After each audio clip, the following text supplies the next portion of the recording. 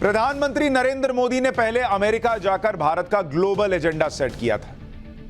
मैं था वहां अमेरिका में, मैं देख रहा था कैसे प्रधानमंत्री भारत को दुनिया के पटल पर सेट कर रहे थे कि हम लीड करेंगे और आप हमारे पीछे पीछे चलिए, सबका भला होगा। ग्लोबल एजेंडा सेट करके आए।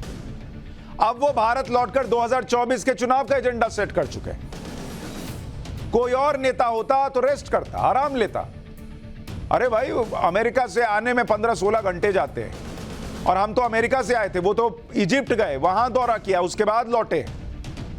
नॉन स्टॉप काम कर रहे हैं, टाइम डिफरेंस होता है, जेट लैग हो जाता है, कुछ नहीं, आए और फिर यहां काम में लग गए। पीएम मोदी बिना थके बिना रुके काम में जुटे हुए। भारत लौटते ही उन्होंने 2024 का एजेंडा भी सेट कर दिया और उसमें सबसे ऊपर यूनिफॉर्म सिविल कोड रखा है। यूनिफॉर्म सिविल कोड के बारे में आज तक आप सिर्फ सुनते थे, लेकिन आज पाठशाला में यूनिफॉर्म सिविल कोड, समान नागरिक संहिता, इस पर कंप्लीट क्लास लगेगी कि यह होता क्या है, कैसे यूनिफॉर्म सिविल कोड पर मुस्लिम बेटियां पीएम मोदी के साथ खड़ी हो जाएंगी, हिंदू पर, सिख पर, ईसाई पर, मुसलमान पर इसका असर क्या पड़ेगा और इतिहास के पन्नों में इसे लेकर हमें क्या मिला। यूनिफॉर्म सिविल कोड पर जो डबल स्टैंडर्ड है उसको भी एक्सपोज करेंगे। लेकिन पहले आप देखिए कि कैसे पीएम मोदी ने उन नेताओं की क्लास लगाई जो नेता नरेंद्र मोदी को 2024 में हटाने की प्लानिंग करने के लिए पटना गए थे। जब पीएम अमेरिका में थे, ये लोग पटना में फोटो खिंचवा न रहे थे, लेकिन अमेरिका से वापस आते ही इन सभी नेताओं को पीएम मोदी ने आज रियलिटी टेस्ट करा दिया और 2024 के लिए जनता को एक गारंटी भी दी। पहले प्रधानमंत्री की ये बातें सुनिए, फिर आगे की बात। ये सारे लोग, ये दल गारंटी है भ्रष्टाचार की। ये गारंटी है लाखों करोड़ रुपयों के घोटालों की।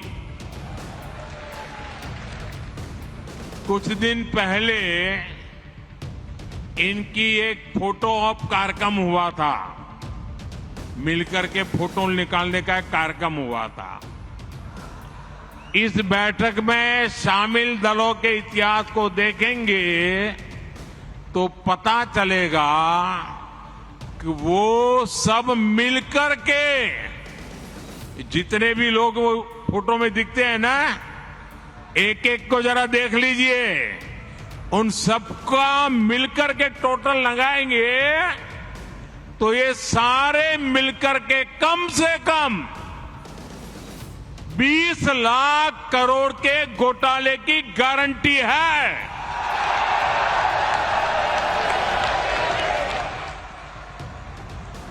और कांग्रेस का घोटाला ही अकेले लाखों करोड़ों का है। तो आज मैं भी एक गारंटी देना चाहता हूं। दे दो, दे दो, दे दो। अगर उनकी घोटाले की गारंटी है तो मोदी की भी एक गारंटी है।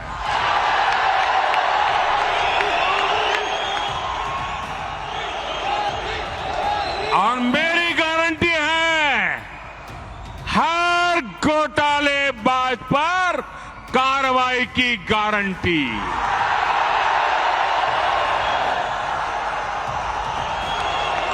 हर चोर लुटेरे पर कार्रवाई की गारंटी।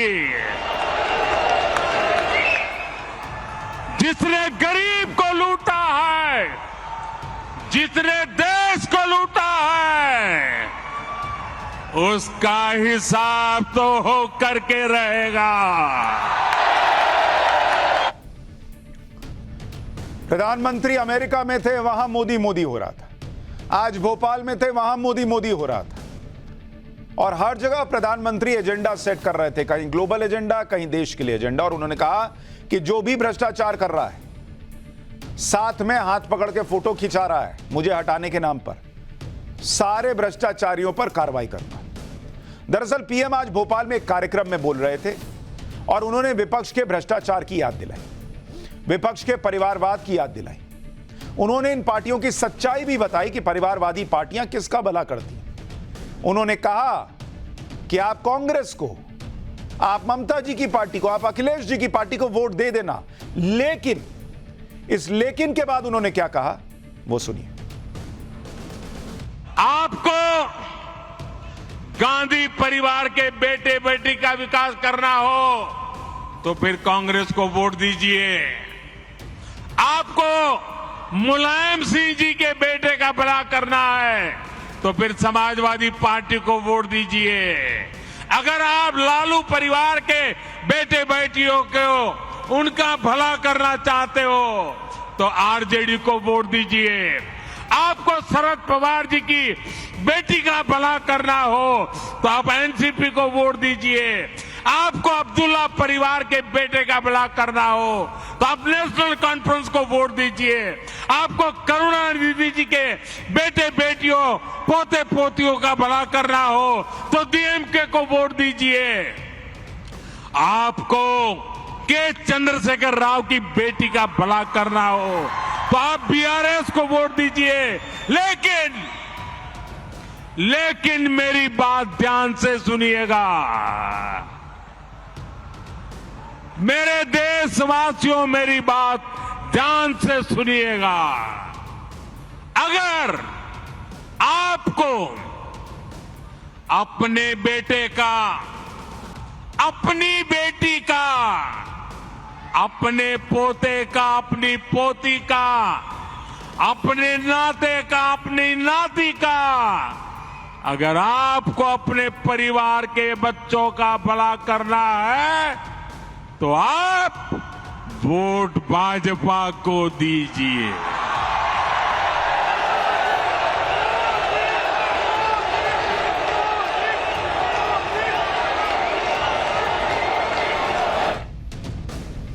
यानी नरेंद्र मोदी ने 2024 का एजेंडा सेट कर दिया।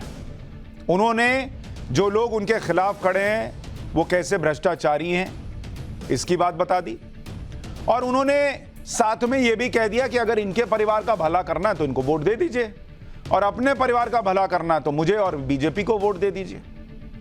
मतलब उन्होंने अपनी लकीर खींच दी। अब विपक्ष को इसके ऊपर की लकीर खींचनी।